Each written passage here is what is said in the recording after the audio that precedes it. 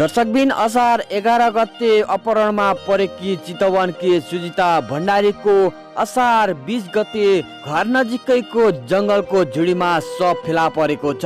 विगत 9 दिनदेखि हराएकी राप्ती नगरपालिकाकी 23 वर्षीय सुजिता भण्डारीको शव भेटिएको छ। राप्ती नगरपालिका वार्ड नम्बर 3 को धमेलीमा रहेको ब्रह्मास्थित सामुदायिक वनमा भण्डारीको शव भेटिएको हो। जंगलको बीच भागको झाडीमा रहेको शव सडेको अवस्थामा रहेको र उनका बुबा दिदी भाइले शव सुजिताकै भएको पुष्टि गरेको घटनास्थल पुगेर फर्किएका सजिलोपाटी.com का सुरज बराकोटीले जानकारी दिनुभएको छ।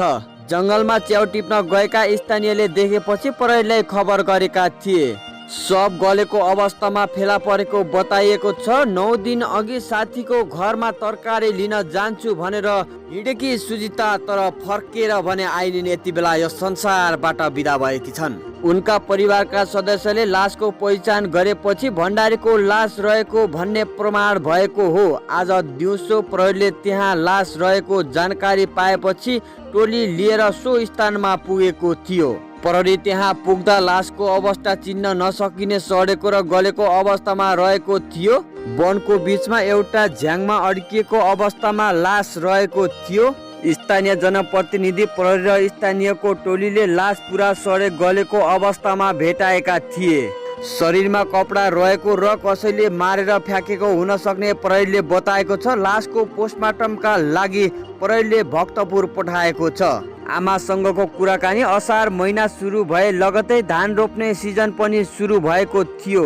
त्यस दिन सुजिताको घरमा पनि धान रोप्ने दिन थियो। तरकारी किन जान्छु भनेर घरबाट निस्केकी सुजिता बीच बाटोबाटै अपराह्न परेकी थिइन्। कसले गर्यो, किन गर्यो, केका लागि गर्यो त्यो कसैलाई थाहा भएन।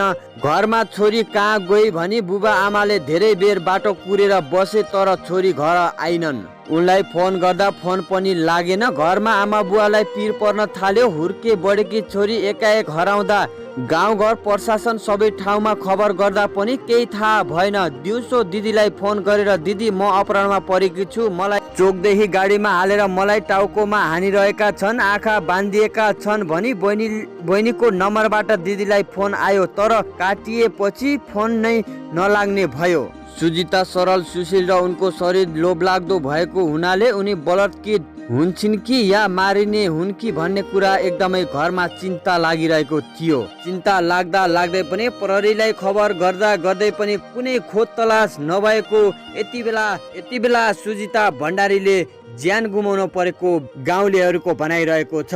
त्यो घटना भने सुजिताको घरबाट 3 किलोमिटर टाढा पर्दछ। अहिले त्यहाँ प्रहरीले एकदमै लामो तरिकाले अनुसन्धान गर्दै आइरहेका छन्। दर्शकबिन आखिर नेपाली चेलीहरू कहिलेसम्म असुरक्षित रहँदै गएका छन् त? आखिर अपहरण भएको आज 9औं दिनमा सुजिता भण्डारीले यो संसारबाट बिदा लिन बाध्य भएकी छन्। दर्शकबिन नेपालको कानुन यही नै हो त? 10औं 11औं दिनसम्म पनि अपहरणमा परेकी चेलीलाई एउटा बचाउन नसक्नुको कारण के थियो? दर्शकबिन यसै विषयको एकदमै महत्त्वपूर्ण फलोअप रिपोर्टका साथ उपस्थित भएका छौँ। कृपया भिडियोलाई अन्तिमसम्म हेरेर साथ दिनुहोला। दर्शकबिन यति बेला सुजिता भण्डारीको घटनास्थल बारे पुरै जानकारी लियौँ। कृपया भिडियोलाई अन्तिमसम्म हेरेर साथ दिनुहोला। यति बेला सुजिता भण्डारीको कति दिन भइसक्यो, बढी कस्तो अवस्थामा रहेको छ र त्यहाँका स्थानीयहरूको भनाइ के रहेको छ यसबारे पुरै जानकारी लियौँ। नमस्ते, हजुरको परिचय दिनु न। म रामेश्वर सिंहली। हजुर स्थानीय हुनुहुन्छ? हजुर हजुर। अहिले तपाईँ घटनास्थलमा हुनुहुन्छ? म त घटनास्थल छु। कति बेला पुग्नु भयो घटनास्थल? म लगभग यहाँ आएको म भयो 1.5 घण्टा भइसक्यो। हजुर। अहिले सुजिता भण्डारीको मृत शव कहाँ फेला परेको छ, कुन ठाउँमा छ? अहिले यो चितवन जिल्लाको राप्ती नगरपालिका वार्ड नम्बर 3 स्थित जय श्री ब्रह्मस्थानी सामुदायिक वन उपभोक्ता समूहको जङ्गलमा राजमार्गबाट 3.5 किलोमिटर उत्तरको जङ्गलमा खोलाको एउटा खुट्टाको खोजमा सुजिता भण्डारीको चाहिँ सब फेला परेको छ। परिवारजनले चाहिँ सुजिता भण्डारी नै हो भनेर चाहिँ डिक्लेयर गरेको अवस्था छ। यो पुष्टि भइसक्यो, परिवारजनले यो स्वीकार गरिसक्नुभयो आफ्नै छोरी हो भनेर। हजुर।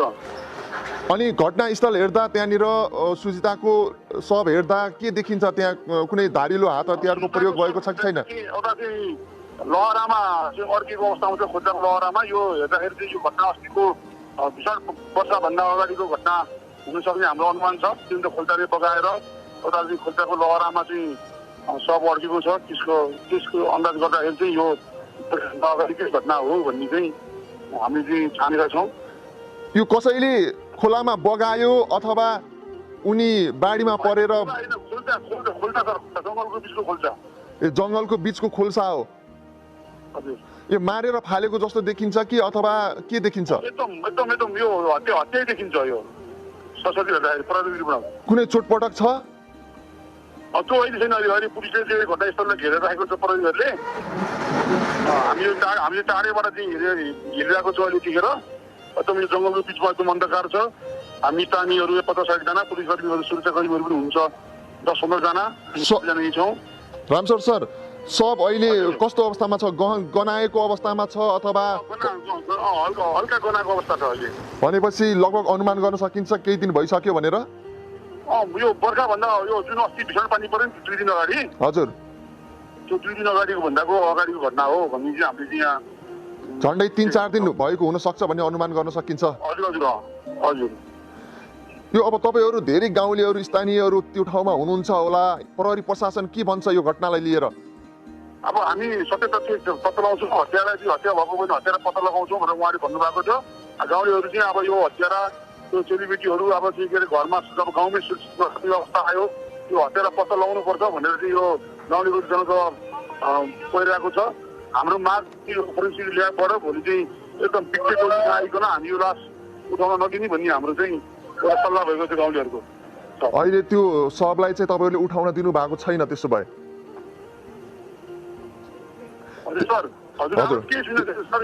त्यहाँबाट शवलाई चाहिँ तपाईँहरूले उठाउन दिनु भएन?